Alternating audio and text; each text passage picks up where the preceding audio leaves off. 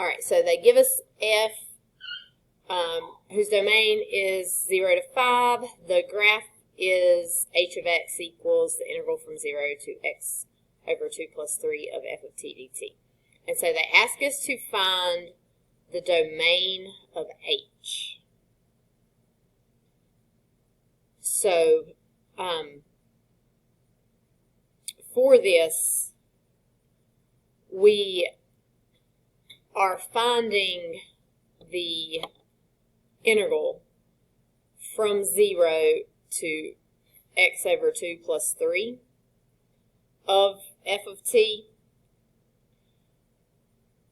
but we only know f from 0 to 5, so this can only exist from like that upper limit can only be 0 to 5, right?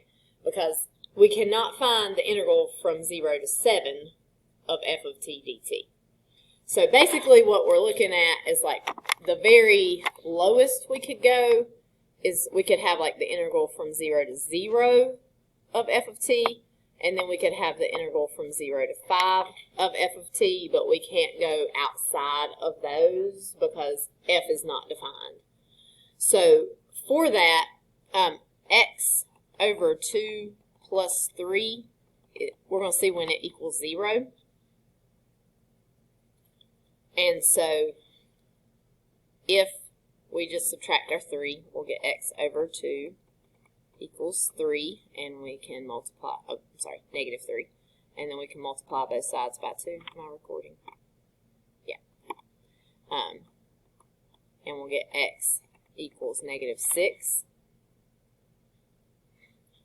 And then x over 2 plus 3, it could be as high as 5. So if we subtract 3 here, we'll get x over 2 equals 2, and then multiply by 2, so x will equal 4. So the domain of h is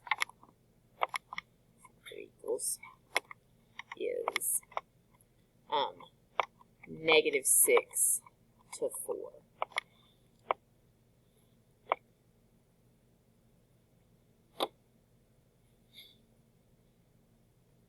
And I like doing these without looking at my solutions, so I can make sure I still know how to do them. Let me make sure. Oh yeah, I did. But I also like to flip back over to my solutions to make sure that it is the same answer, obviously, and that I kind of did it the same way, or that I explained both ways, but that works. Okay, so we're okay there? Does that make sense? Okay, so for part B, it asks us to find h prime of 2. So this is a fairly straightforward problem here. For this, so we are finding h prime of x first. So if we are taking the derivative of the integral from 0 to x over 2 plus 3 of f of t dt, then to find that derivative of the integral, we're just taking that upper limit, plugging it in here, and then multiplying by the derivative of that limit. So it's going to be f of x over 2 plus 3 times the derivative of x over 2 plus 3. What is the derivative of x over 2 plus 3? 1/2. Because x over 2 plus 3 is just 1/2 x plus 3. There, so that derivative would be 1/2. Everybody okay there? So then we will plug in 2 into this equation. And I would suggest actually writing out where you plug this in instead of doing that part in your head, because if you make an error, you can still get credit for what you've done here, even if you make an error later. So this is going to be f of 4 times 1/2 And f of 4, we're just going to pull from the graph. F of 4 is negative 3. So we get negative 3 times 1/2, which equals negative 3/2.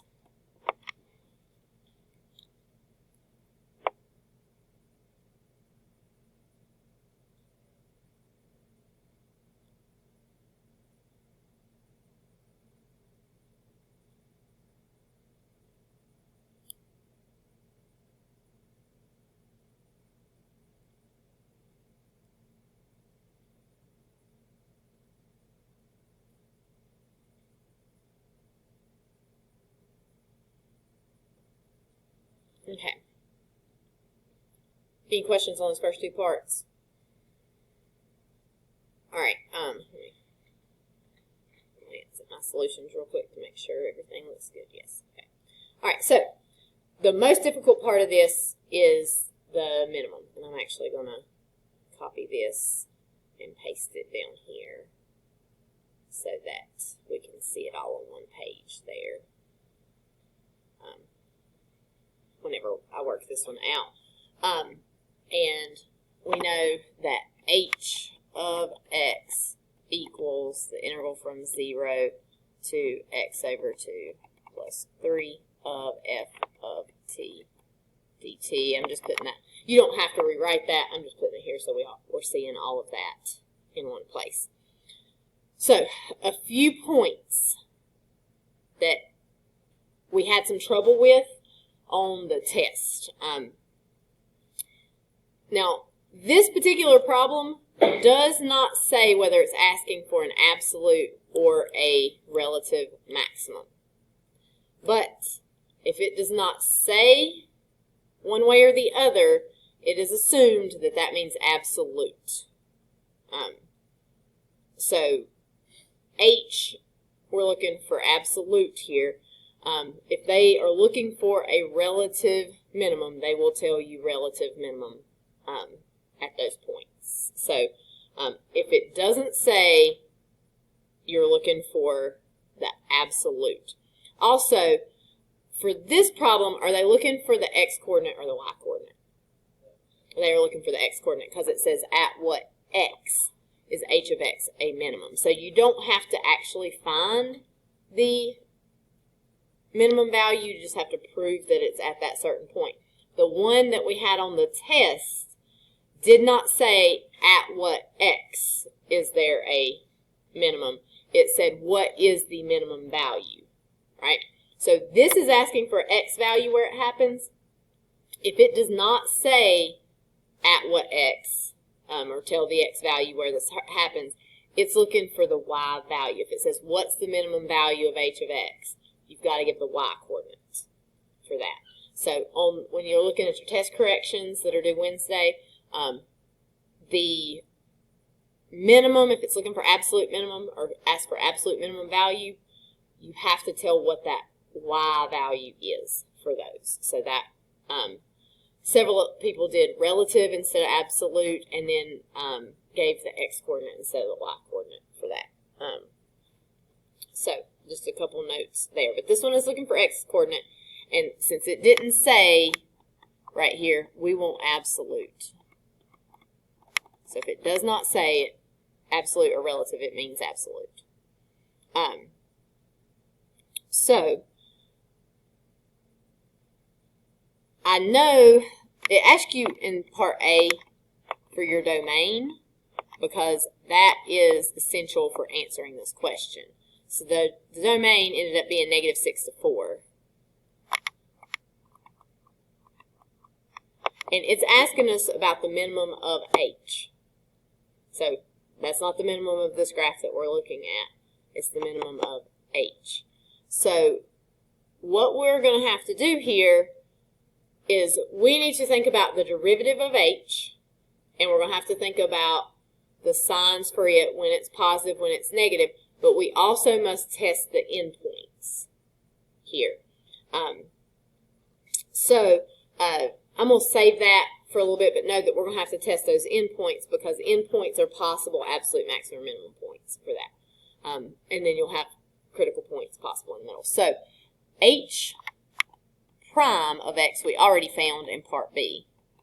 It was f of x over 2 plus 3 times 1/2.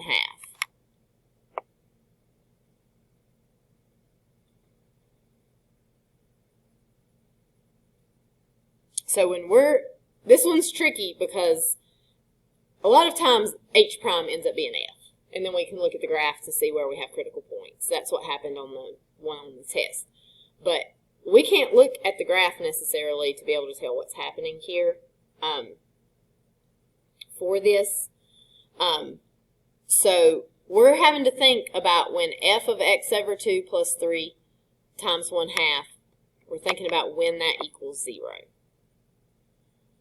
So one thing I can do here, to get rid of that 1/2, I could multiply both sides by 2. So we're really just wanting to know when f of x over 2 plus 3 is going to equal 0.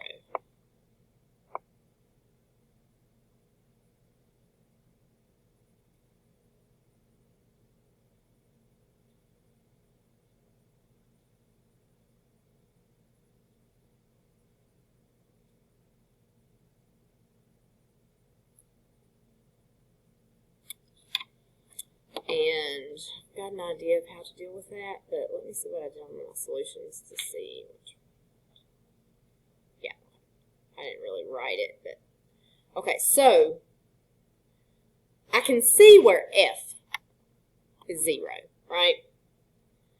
So f only equals 0 at one place, and so essentially what I'm going to do here is I'm going to be doing f inverse of both sides, because f of f inverse would just get rid of our f. What would f inverse of 0 be?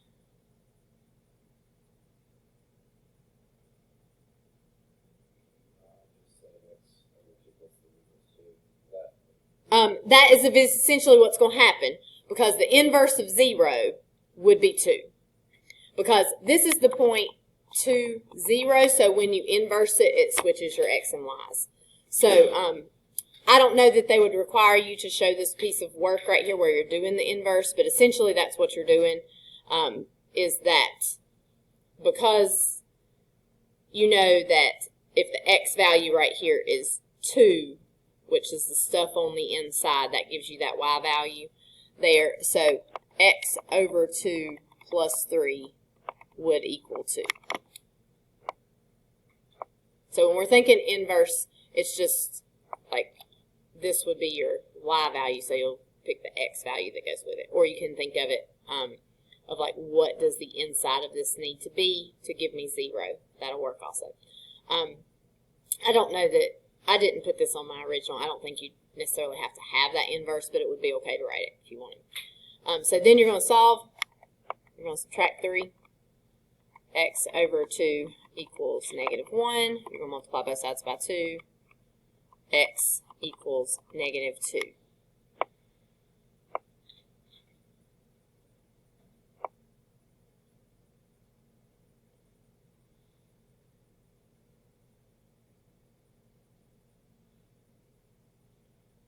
Okay, so if we think about making ourselves a sign line here for our h prime of x, we've got -6 is right here.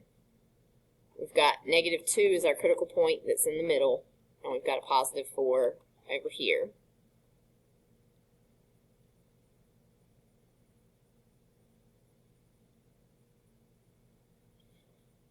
And so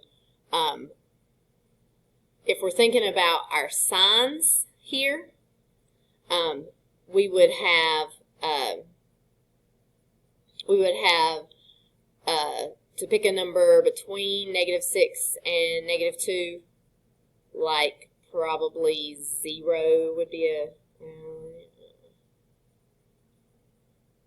let's just try it. Let's pick 0. And -4 might be easier. So if I do H prime, well, it's okay. All we need is sign, so it'll be fine to do 0. So H prime of 0. Yeah, you're right. So don't do 0. I can use 0 over here. Let's do -4, yeah. We'll do 0 over here. Let's do -4 over here. H prime of -4 would be, we're looking at H prime, so f of -4 over 2 plus 3 times 1/2. So that is f of -2 plus 3, which is 1, times 1/2. F of 1 is 2 times 1/2, so we get 1. And even if you couldn't get an exact answer there, you could tell whether it's positive or negative. So if maybe if you used -5 or -3, you wouldn't get like a number that was so easy to tell, but you could still tell whether it was going to be positive or negative. So we get a positive on this section. Now let's try H prime of 0. So that would be f of 0 over 2 plus 3 times 1/2, and f of 3 times 1/2 would be -2 times 1/2, which will give us -1. So that's negative there.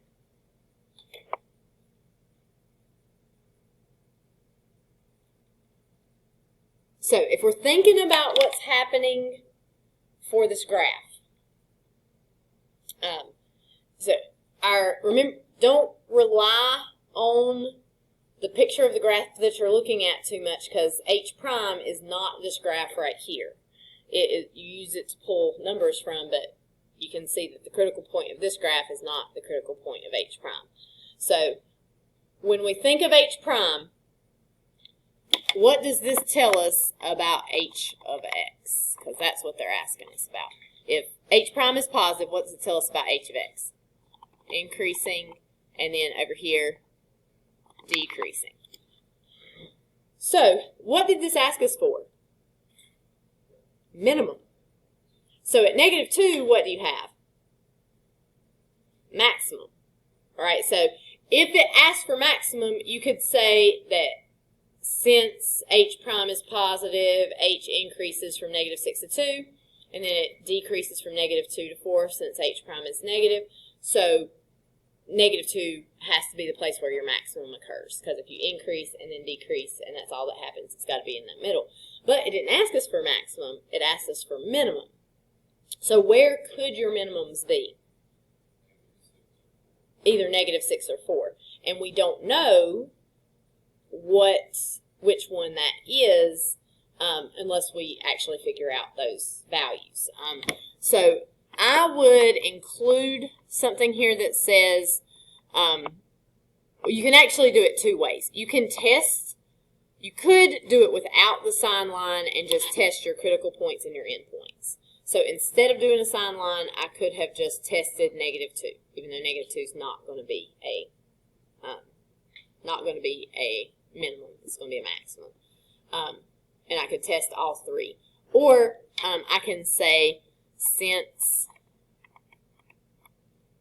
H prime of x is greater than 0 for -6, let's use brackets, let's do greater than or equal to 0, -6 to -2, H of x increases on that interval, and since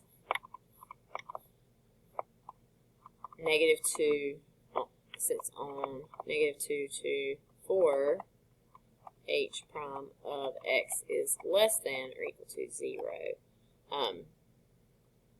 H of x decreases on that interval.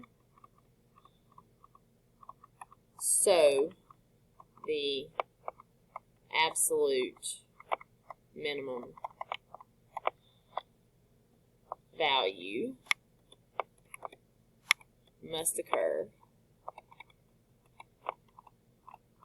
at x equals -6 or x equals 4.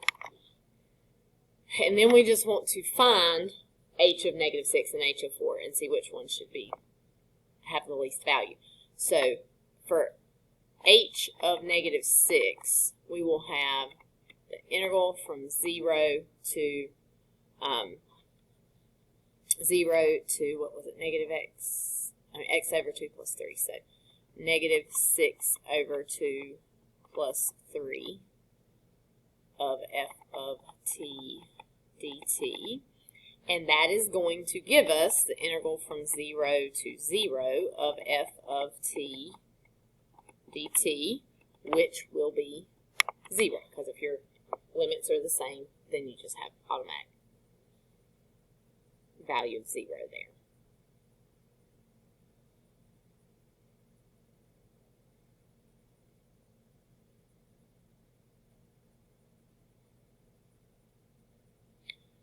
Okay, there.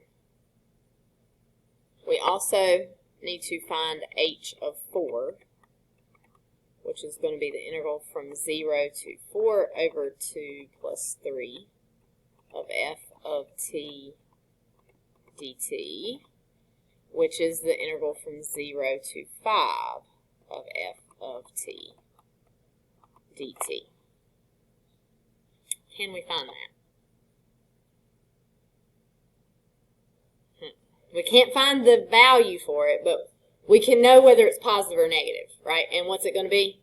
Negative. And how do you know it's negative?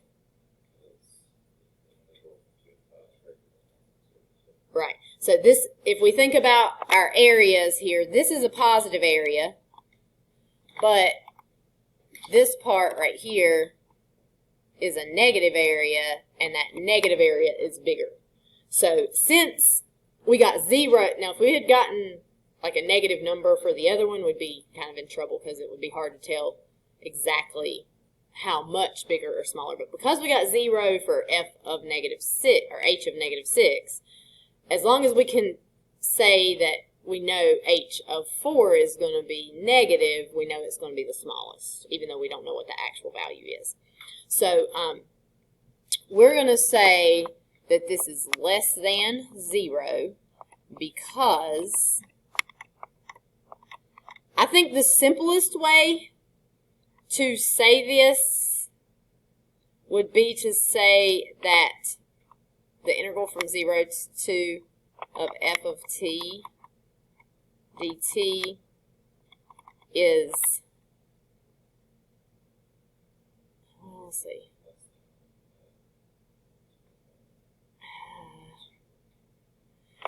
that's not really true because if we use the integral notation, it is the integral from 0 to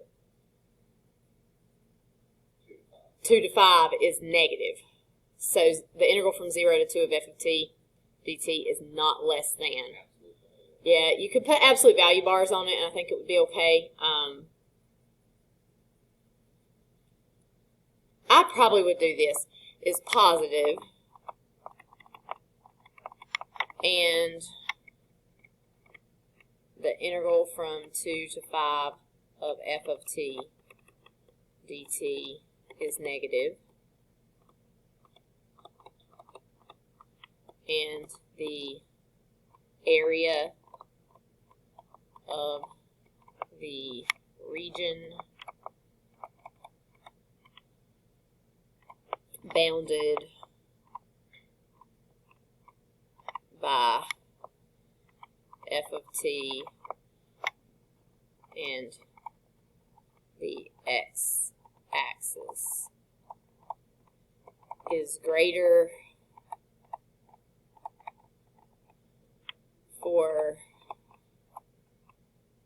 2 to 5 than that area for 0 to 2.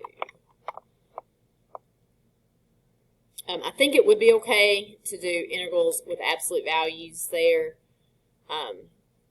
The only thing that I worry about that is that I think that would be okay, but that they might not. You could do it either way. You could put absolute value bars on the outside of the integral or on the inside. Either one would be fine. So if you wanted to do it with absolute value bars, you could do that. I think that would be fine.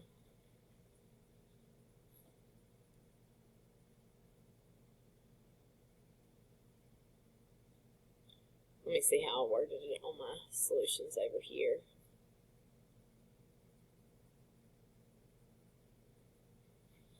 I use absolute value bars here.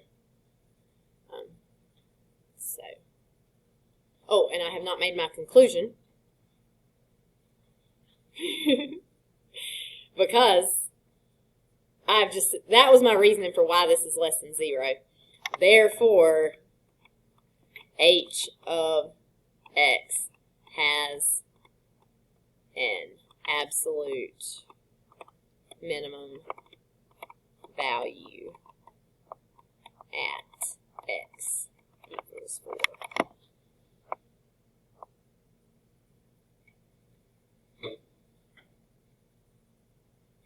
So there are some things you can do a little bit differently, maybe to minimize the words that you got to use a little bit, but this is going to be a wordy problem, like one you have to explain several things on. There.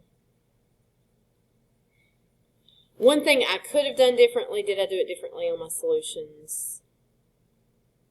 No, I did it the same on my solutions. One thing I could have done differently is rather than doing this sign line right here, I could have just found h of negative 2. Negative 2 is not going to be our answer because it's a maximum point. But if instead of doing the sign line, I had found h of negative 2, I would have found that it is positive, so it could not be the absolute minimum either. And so that would rule it out because absolute maximums or minimums have to occur either at critical points or at endpoints for that. So, questions?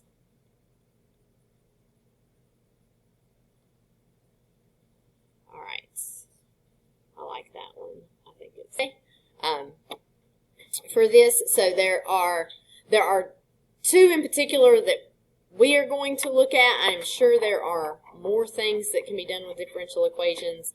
I know that we're not going to do it because it's a multivariable differential equation, but whenever I can put the link out there for you guys. Like whenever COVID started, there was this really cool, sometimes I watch these guys on YouTube that are, their channel's called Number File, and they like do all kinds of cool math on there, and they did a really cool video on modeling like the curve for like COVID data, and it's differential equations is what it is. It is multivariable, so it is beyond what we like know how to solve, but I think you would probably be able to kind of understand their logic on what they're doing whenever you watch it. And they're using like modeling on the computer mostly rather than like solving the differential equation necessarily. I think so. Yeah, it's either, I'm not sure if it's Calc 3 or if it would usually be covered like in the differential equations class. Because I can't, there's so many things I cannot remember about Calc 3. I know Calc 3 is multivariable calculus. What I don't know is whether they usually cover that stuff in that course with the multivariable stuff, or if it would be separated out into the differential equations class. Yeah. Yeah. Yeah. Yeah. So, yeah, because linear algebra was not that difficult, I didn't think. It's cool, though. But, and I know my husband didn't have to have linear algebra for engineering.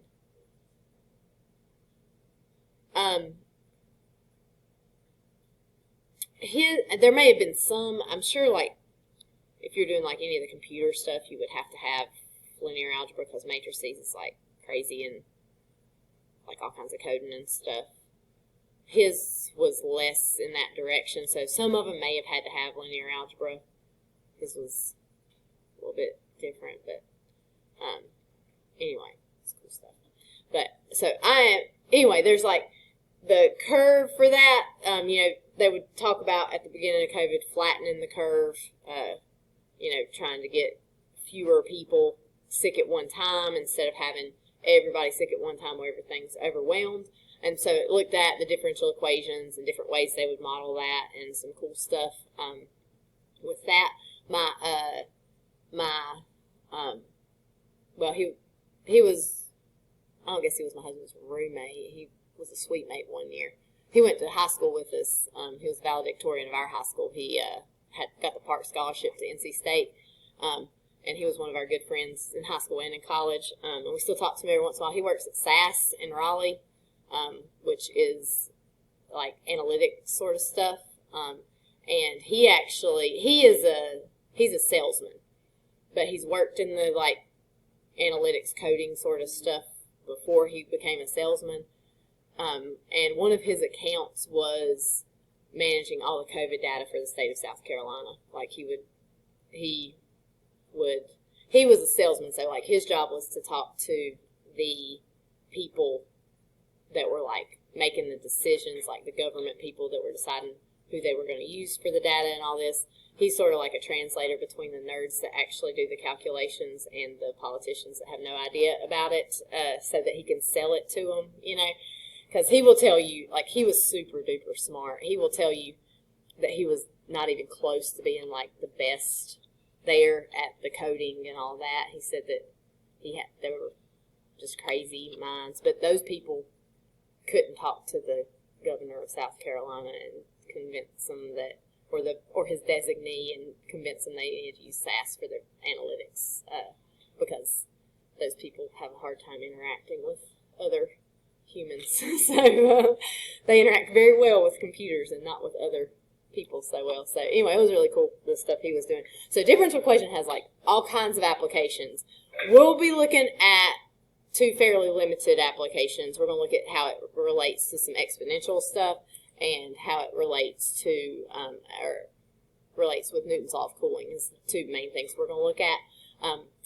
But there's all kinds of other cool stuff, a lot of it beyond what I know how to do, where it applies, which is why I think they make you take differential equations for a lot of those like engineering and sort of jobs, because I'm sure there's cool stuff that's done with it. So we talked about directly proportional, two quantities being directly proportional if x equals k times y, where k is the constant of proportionality. So the amount of bacteria in a petri dish increases at a rate proportional to the amount present.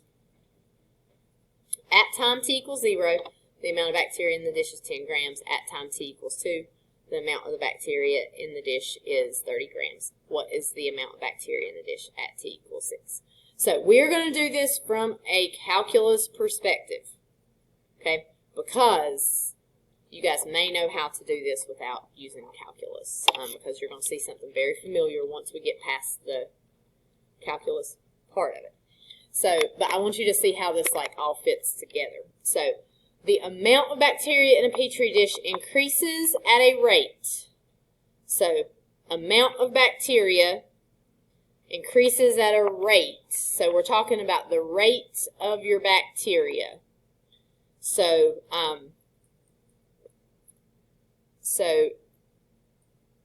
D, I guess it needs to be B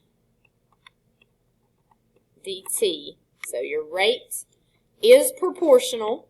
So K times the amount present. So this is the rate of bacteria, dB dt. What is the amount of bacteria present? What variable would we use there?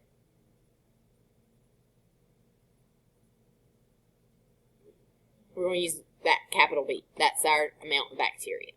So it ends up in both places. Yeah, the amount present.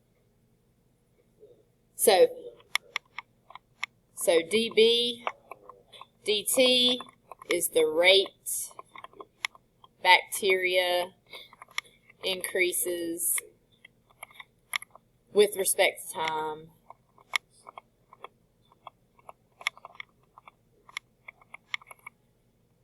and capital B is the amount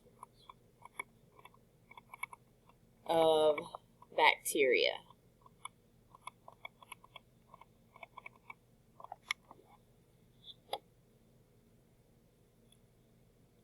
So, this is a differential equation. We need to solve this differential equation. So, to solve it, what are our two variables in this differential equation that we're separating? Capital B and T, right? So, we're going to need to multiply both sides by the dt. That gives us dB equals K B dt. Now, K confuses us here because K is also a variable, but what is K? Constant of proportionality. So K is a number. We are not treating it like it is a variable. We're treating it like it's a 7. So K, you can leave it here or you can take it to the other side. It makes life easier if you leave it here on the right-hand side. So we've got 1 over B dB equals K dt. Okay, we are going to integrate both sides.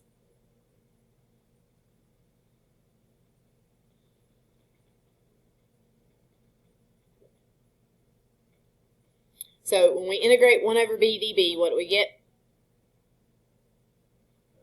Natural log, absolute value of B. What do we get when we integrate K dt? KT plus C. Because T is our variable, K is just a constant. So like if we had a 7 dt, we'd get 7T, right? So K is just a number. So K times T plus C. So you're not integrating K like it's going to be K squared times 1/2 because K is not the variable that you're integrating. K is just a constant. Okay, so we probably want this solved for the capital B. What do I have to do to solve this for the capital B? E to the power, which will give me capital B equals, how am I going to write this? CE to the KT. Does that look familiar?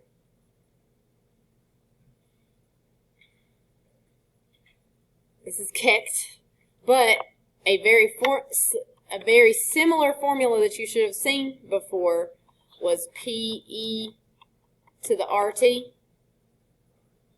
Okay? These are essentially the same. Okay? So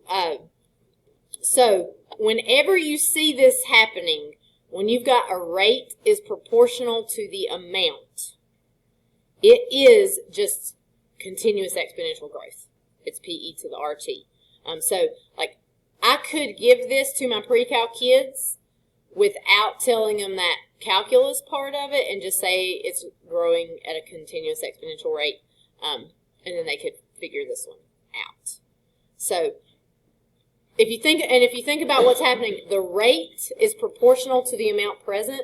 So that means like for example, if you're thinking about like growth, population growth, right? If you have a positive population growth, so everybody's having 4 kids, the more people you have, the higher that rate is going to be because you have more people reproducing and having more kids, right? Or more bacteria splitting and reproducing and creating more bacteria, right? so that rate would increase. So this is just exponential growth here. C is your initial amount. K is your rate. So P being the principal, that's your C here. R being your rate, that's the K, that constant proportionality. But that's what we have for this. So if you see a problem like this, you can skip all the way to the exponential equation. Like, you don't necessarily have to solve what I have done here, although you could. So this is where that PE to the RT comes from whenever you're just given it in other classes, right? So we know at time t equals 0, the amount of bacteria in the dish is 10 grams. So if we've got B equals CE to the KT, at time t equals 0, amount is 10. We can use that information, so we plug in 10 here for the amount, CE to the K times 0. That's going to be E to the 0. What is E to the 0? 1. So 10 is our C, which really, because of our familiarity with the exponential growth, we knew that was going to be the initial amount. So you could have plugged that in. Although I did that because on some of the other problems we're not going to be able to do that. So we got B equals 10E to the KT. So we found C. We also need to find K because we can't answer questions about this till we find K. So we're going to use our other piece of information. T equals 2. We got 30 grams. So we're going to plug in 30 for our B. And 2 for our T.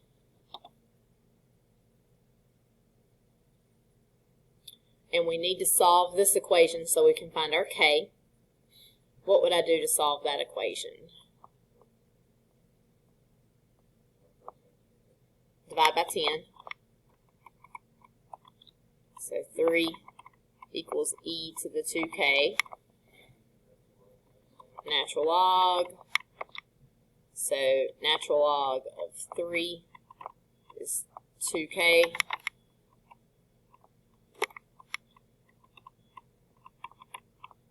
And then just divide by that 2. So K is going to be natural log of 3 divided by 2. Or if you want, you can go ahead and get a decimal for that.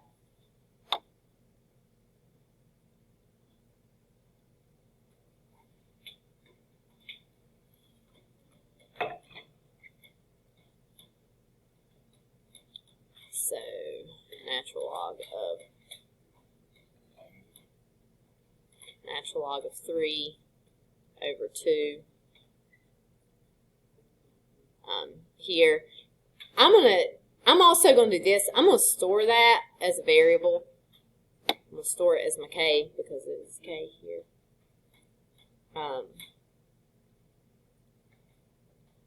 That way, I'm using that whole decimal because exponentials especially are going to, if you round off too much, your answer is going to be off a lot because of the nature of exponential growth.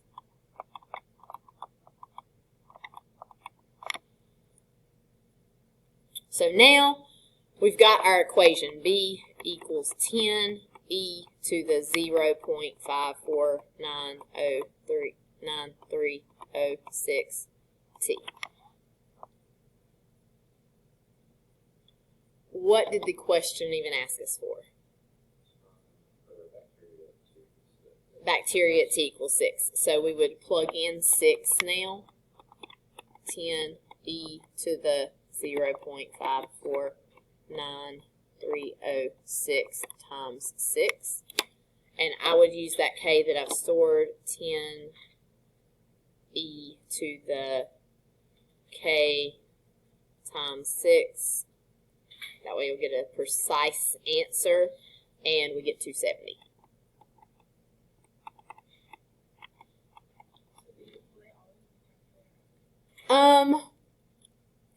If they are not, then the answers would, like, for example, maybe they ask you for the equation instead of, so this could be calculator inactive all the way up to the equation, pretty much. If they ask you to plug in a number, then you're pretty much going to have to make it calculator active, because I don't think, if we had, well, the reason this is a whole number is because natural log of 3 over 2 times 6 would be, and they could, I don't think they would, but the reason this is a whole number is because this would be natural log, it'd be 1/3, no, I'm sorry, 3 times natural log of 3. 3 times natural log of 3. What could you do with that 3 right there? You could make it an exponent, so 10 times e to the natural log of 3 to the third, which is 27. E's and natural logs cancel each other out. 10 times 27 is 270. So that could be calculator active. They don't typically make them calculate, or it could be calculator inactive. They don't usually do that there, but it could be.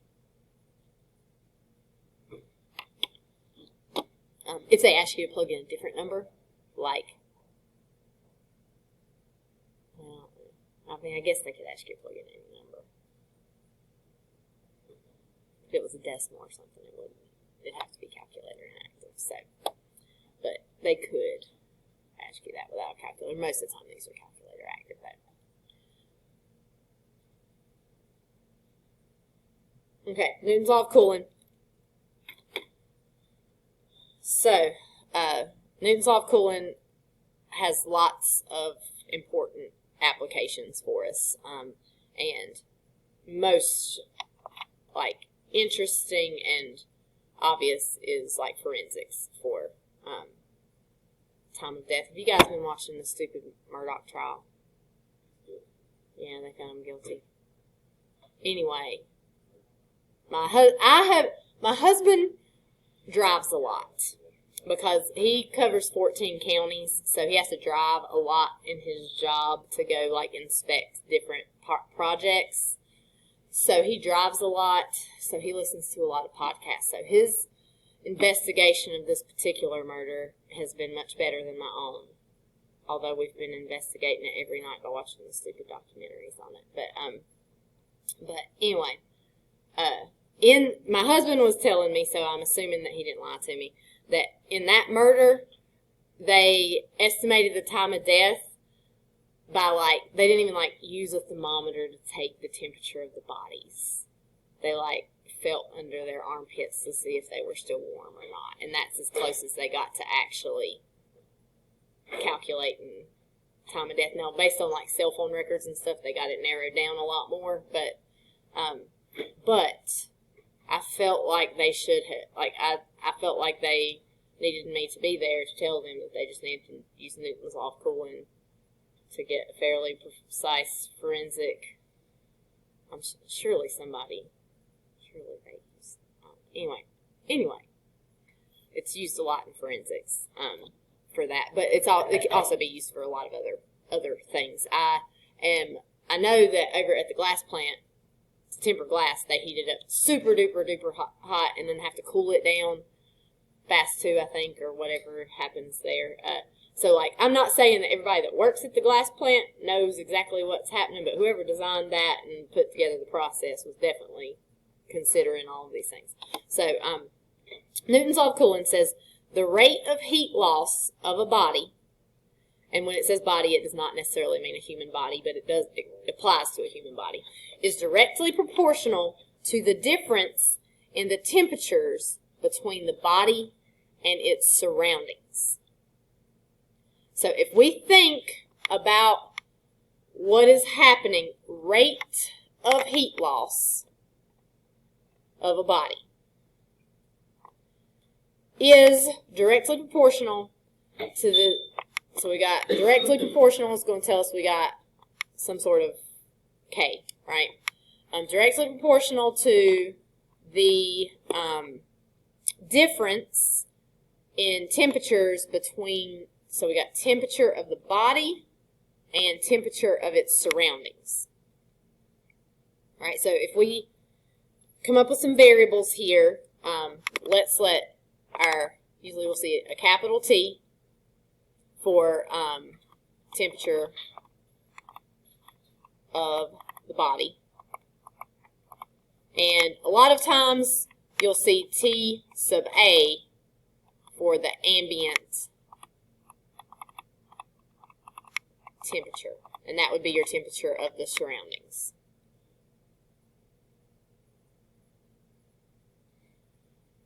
And the rate of the heat loss is going to be the rate of the temperature of the body. Okay, so what we'll end up with here is D capital T over D lowercase t. That lowercase t is your time. So your rate is directly proportional, so that's where we're going to put our K, to the difference. What does difference tell us to do? Subtract between the body and its surroundings. So temperature minus ambient temperature.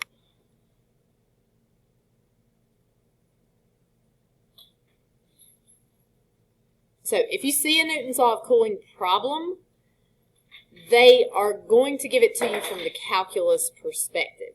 We could go through and solve this differential equation with just variables and have it solved for like our capital T, which is what Coach Wood was giving you guys when you did Newton's law of cooling in his class.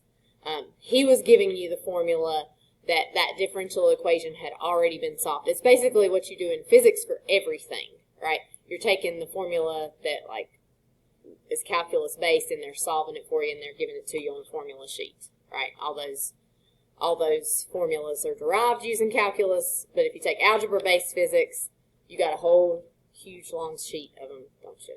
I think you got it there. Yeah, I looked at it the other day. And I looked at a few of the FRQ questions. I was like, wonder if I could do those. And I was like, no, I cannot. I think I'd fare better if it were calculus based. But I would still have some trouble. So anyway, if you were given one of these problems, it's going to be given from the calculus perspective. So it's not going to give you the already solved for the capital T equation.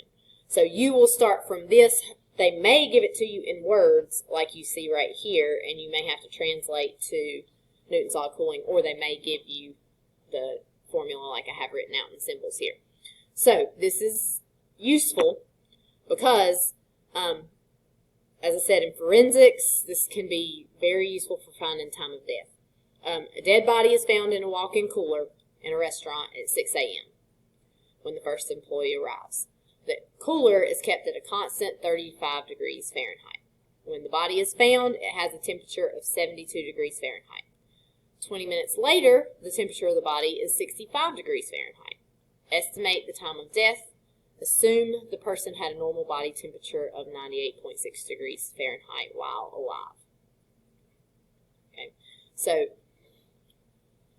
for this, if we have this differential equation, dt over d capital T over d lowercase t equals k times capital T minus t sub a. There's only one number we can plug in before we solve the differential equation.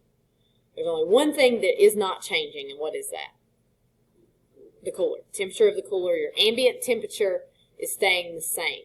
I'd love to know if they ever do this with a changing ambient temperature. Like, it's much easier if you're killed indoors in a climate-controlled environment. What if you're killed outside and it's getting cooler overnight?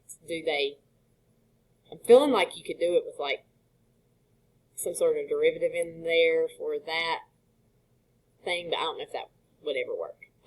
They probably just estimate. I mean, it's not going to be perfectly precise. But it can be fairly precise. So, we can go ahead and plug in the 35 degrees because it is not changing. It is the only thing that we can plug in from the beginning because everything else is changing. time is changing, the temperature is changing. That K is not changing, but we don't know it. So if we knew it, we could use it. But K, they probably have a general idea of like what K would be for a human body, but imagine there could be factors. Yeah, yes. So like, for example, like it may be different for somebody who's really skinny versus really fat. Or what kind of clothes they have on, right? If you're locked in a cooler overnight and you have on like a really good coat and shoes and everything, I'm going to say you're going to fare better than if you had on nothing. So even from like person to person, I think this is going to change based on several different factors. So you would have to figure it, I think, for every person, I would imagine. If anybody knows an actual person that ever does this in law enforcement, I would love for them to come tell us about this. Because I don't know to what extent they're doing this, like what are they using formulas to do it? Do they have like something they type into a computer and it tells them? I don't know. I mean, usually when there's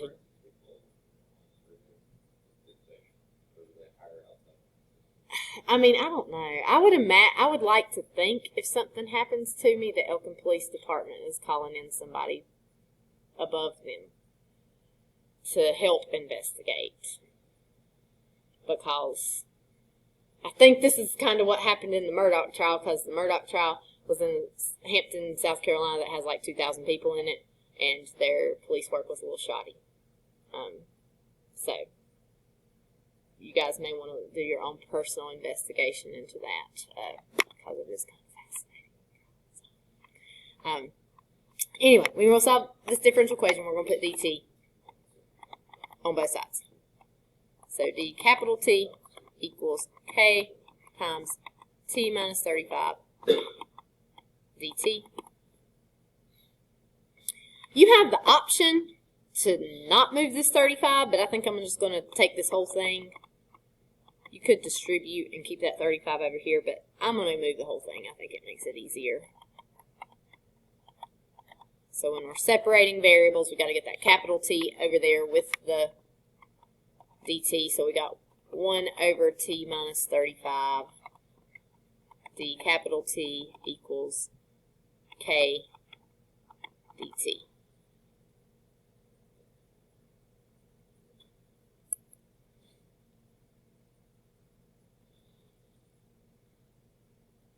And so we will integrate both sides. That will give us natural log of the absolute value of capital T minus 35 equals, over here, again, k is just a number, and we're taking the integral with respect to t, so that is kt plus c. We are going to do e to the power on both sides. It will give us t minus 35 equals c e to the k t. And then we want to move that 35 over to the other side. So t equals c e to the kt minus 35. Plus 35, thank you.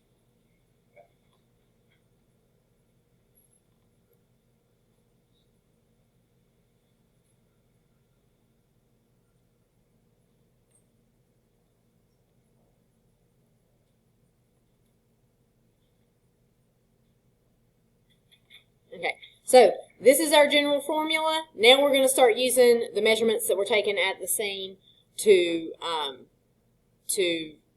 figure out exact values so we can make an exact prediction. So CE to the KT plus 35. We want to start with the initial temperature because we have to have that initial value to be able to find C. So we need whatever we're plugging in here, we need that T that we're plugging in to be 0, or otherwise we're not going to be able to find C. So we would consider the initial temperature to be the temperature whenever the body was found. which is 72. So we would have 72 equals C e to the k times 0 plus 35. And so if we subtract our 35 over here, and e to the k times 0 is just e to the 0, and e to the 0 is 1. So we'll just subtract these two, and we'll get 47, no, 37. Is 37 right? Yeah, 37 is going to be our C. So now our formula looks like this. Our temperature of the body is 37 e to the kt. Make sure you don't lose that plus 35 because I keep losing that whenever I do problems like this. All right. We are going to, whatever the first temperature that you take is, that's what we're going to use for the initial amount. So that's going to be our time being 0. So the next step, it says 20 minutes later, the temperature of the body is 65 degrees Fahrenheit. So we got 20 minutes. You have options on this, and it really doesn't matter what you choose. You can use minutes or you can use hours. Just know that if you use minutes, your answer is going to be in minutes. If you use hours, your answer is going to be in hours. I'm just going to use minutes on this one. So I'm going to plug in 20. So I've got 65 is the body temperature, 37 e to the k times 20 plus 35. And so I'm going to subtract the 35 over here, which is going to give me 30 equals 37 e to the 20k. We need to divide by 37. So 30 divided by 37. And especially on exponentials, you want to keep the whole decimal in your calculator. So 0.810. I'm only writing 810, but I'm keeping that whole thing in my calculator. Now I need to get rid of e, so I'm going to do natural log of both sides.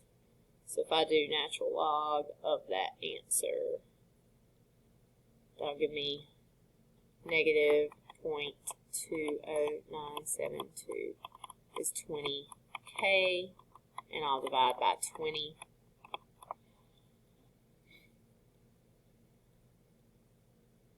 And I've got my k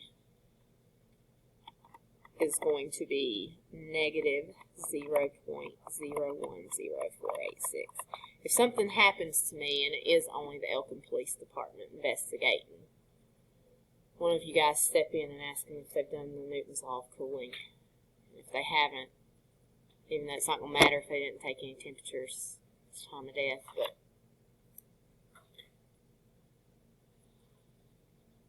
because this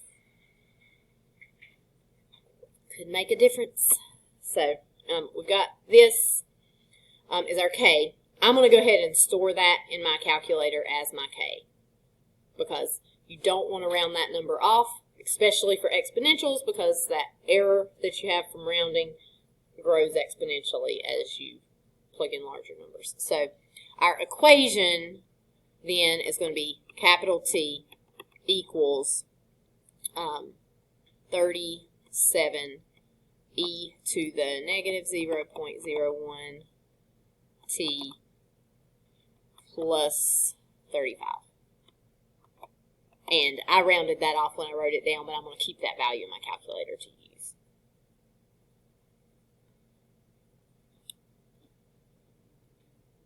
Okay, so this is our equation that will give us the temperature of the body at any time.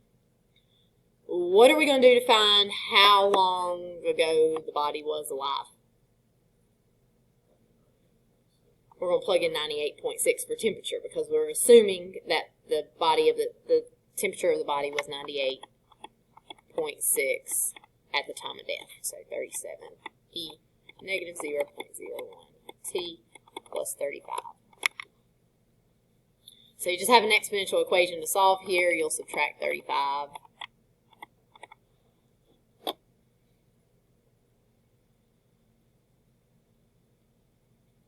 And we get 63.6 is 37 e to the negative 0.01 t. We'll divide by 37.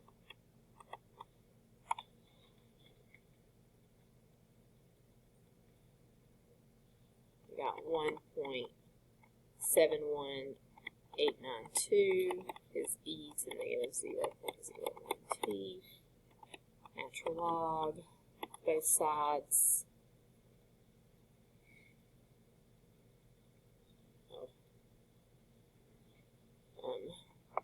0.541696 is negative 0.01 t. Remember that negative 0.01 is our k value. So we want to divide this by k.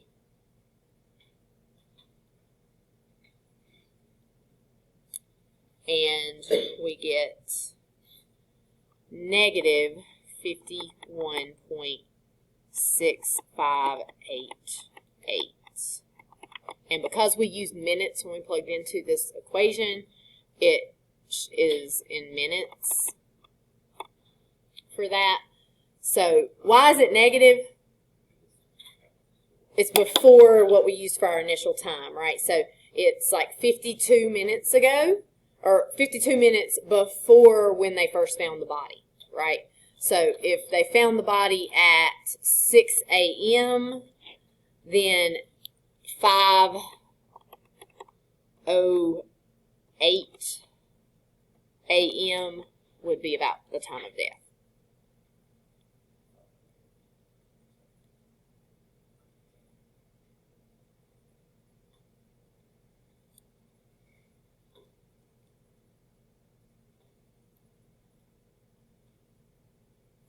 Also, we also should consider this. There would be a difference in this problem versus whether somebody shot this guy and put him in the cooler versus he got locked in the cooler and died there because he froze to death. Because, of course, I don't know how low the temperature of the body would have to drop before they would die. But if you died from freezing to death, your body temperature would drop below 98.6 before you died. So, but this is more of a foul play. We suspect foul play in this particular incident. The person was killed, either killed in the freezer or killed and quickly put in the freezer.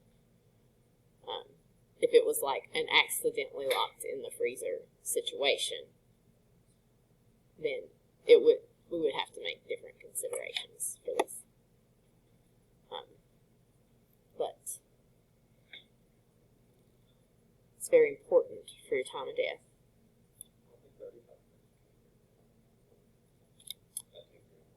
Yeah, I don't, especially if you have on clothes,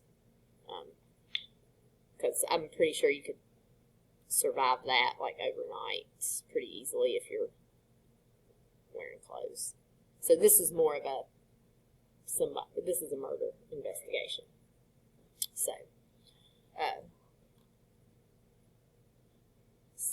interesting here with this. And if the person's body temperature drops below 35, or not below 35, but to 35, you can't use Newton's law of cooling anymore because you don't know how long it's just been there at. So this is only applicable until the body reaches ambient temperature, and then you would have to use other forensic, evidence to know. This would only work in like the first moments, which is why it would be so important that the people responding knew to do this if they found a body that had recently been killed,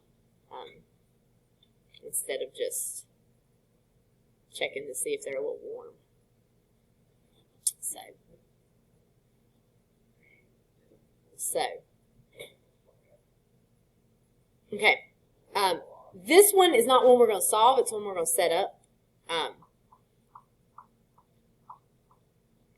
So, out of a total of R residents at a nursing home, the number of residents who have been infected by the flu increases at a rate proportional to the product of the number of residents who have had the flu and the number of residents who have not had the flu.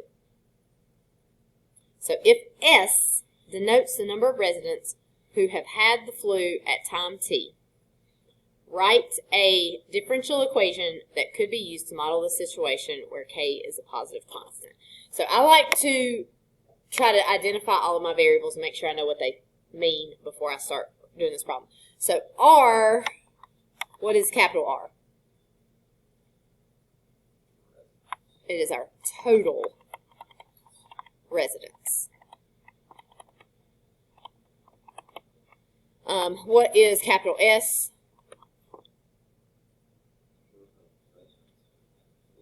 Okay.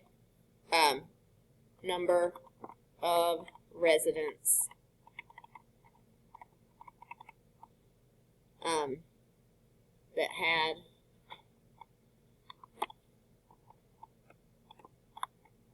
flu. And then we got T. What is T? Time. It doesn't give us a specific time, but if you were actually doing some numbers with this, days, weeks, hours, whatever. And then what's our K? Positive constant. Okay. So if we read through what it's telling us, out of a total of our residents in nursing home, the number of residents who have been infected by the flu increases at a rate proportional to the product of the number of residents who have had the flu and the number of residents who have not had the flu. Okay, so let's read through and see if we can figure out the number of residents who have been infected by the flu. Which variable is that? S increases at a rate. So we're talking about the rate of S, right? So that would be ds dt. Or at a rate proportional. What's that proportional tell us to do? That's our constant. So it's going to equal K to the product. What's product tell us to do? Multiply the number of residents who have had the flu. So what is the number of residents who have had the flu? S. And the number of residents who have not had the flu. It's going to be parentheses R minus S, because the flu is something that you've either had the flu or not had the flu. There is no in between on that.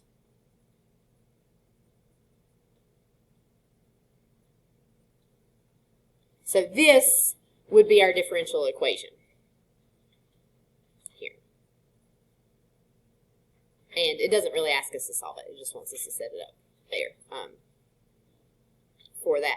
And this is an instance where, like, right now it's got two different variables. It's got the capital S and the capital R. So if you were looking at, if you wanted to look at this for different size nursing homes, it would be a multivariable problem. But if you were looking at it, like this nursing home has 500 residents, then that would be a huge nursing home. But it would also, then you would just have that S being that variable that you were looking at. So, all right, let's look at this one more here. I think we'll have time. Let's see which one do I want to do. Which one do I want to do? Yeah, I guess I want to do this one, because we're probably not going to have time for our hot pocket problem, but we'll maybe do it Monday. So a tank with a volume of 30 cubic feet is leaking. the rate of change of the volume with respect to time of the water leaking from a tank is proportional to the cube of the volume. First, we're going to write a differential equation, and then it's going to ask us to solve something. So, the differential equation for this relationship, we've got the rate of change of the volume. What's that going to be? dV dt with respect to time, so that with respect to time means it's dt, of water leaking from a tank is proportional, so it equals K, to the cube of the volume. So what do I put here?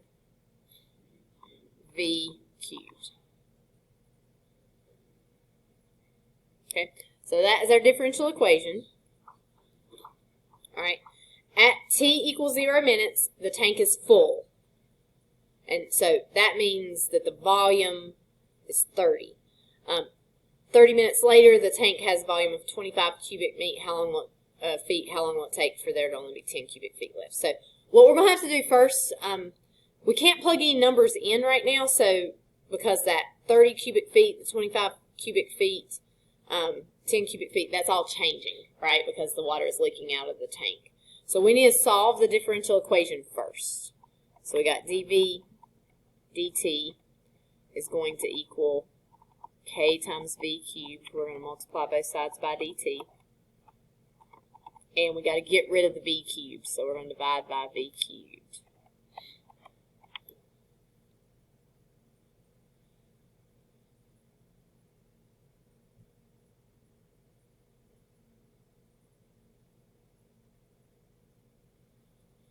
So I'm going to go ahead and write that as V to the negative third. dV equals K dt. And if we integrate both sides, we just use power rule to integrate this. So that's going to be V to the negative 2. I have a negative 1/2 equals KT plus C.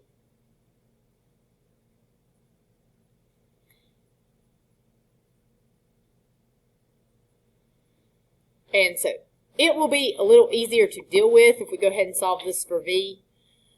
So this is negative 1 over 2V squared equals KT plus C. So we could multiply both sides by a negative 2V squared.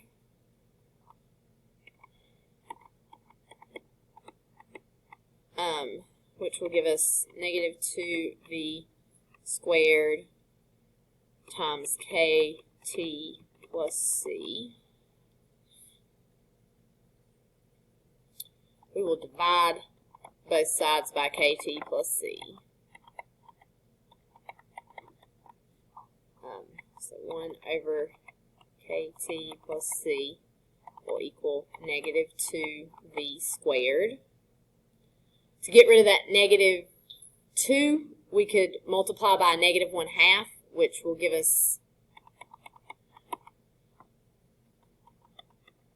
here, we'll get negative 1 over 2 times KT plus C equals V squared. And then we will square root both sides. Is that negative going to cause us trouble?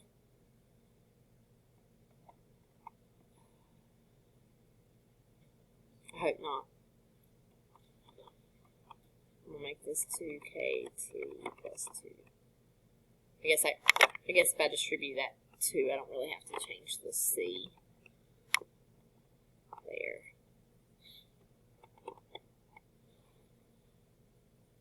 You could have a plus or minus right here, but because we're talking about volume, does it make sense to have a negative in front of that square root? It would not, because volume should be positive.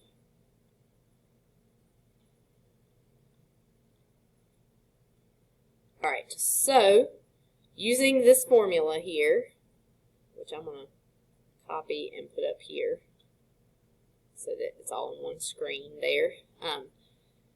At t equals 0 minutes, the tank is full, which was 30 cubic feet. So we know that it equals 30 whenever t is 0. So that's going to give us square root of -1 over c equals 30. We will square both sides. -1 over c is going to equal 900. Multiply both sides by c. -1 equals 900. C divided by 900. So c is going to be -1 over 900. Like that. Let's hope this works out. You guys don't see a mistake I've made so far. Maybe, do you? I feel like I must have skipped this problem last year. It does not seem familiar to me, and I feel nervous about it.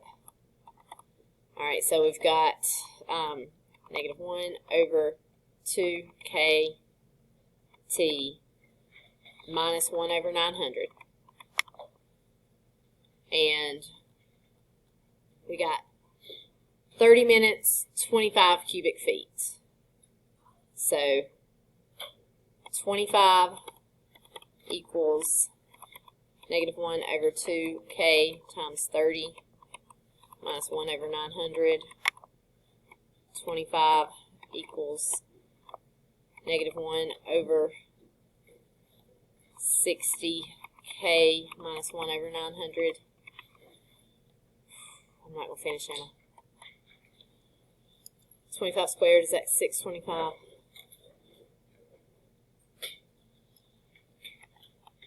You want to pack up? I'm going to see if I can finish, but I don't know if I can. Thinking no.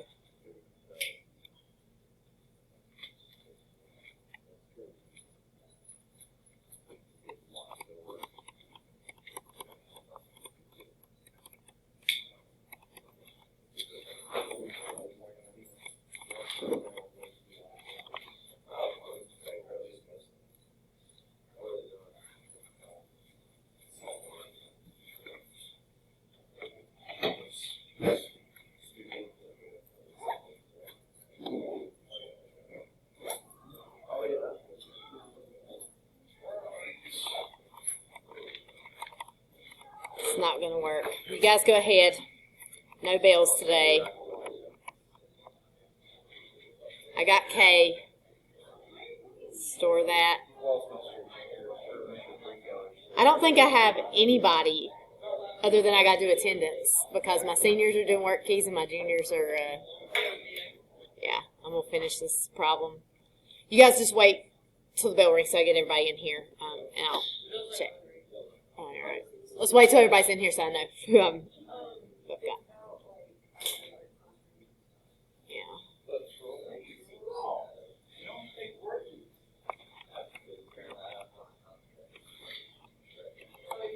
You didn't take any encore, dog. No, I did. I took, Hello. Yes, I do. where are we going with this class meeting? At 10:00. Just once everybody's in here and I get your attendance, I'll send you down there. Auditorium, I think. Adobe, a couple of Adobe Think. classes, Word, PowerPoint, Excel. Next year, I'll